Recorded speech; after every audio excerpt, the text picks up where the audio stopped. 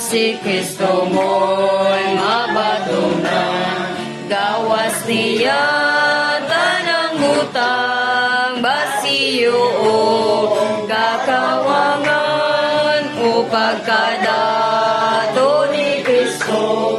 Matabas kinahanglan mo, kapanggis niya kamayo, labas sa tinuha mo, kung si Kristo madawat mo, o bambotang walay gusto, kay siya ray kinahanglan mo, magtagbas ka kasing mo, o pagkadato ni Kristo, magtagbas kinahanglan mo, katanggis niya kamayo, labaw sa tinuha mo,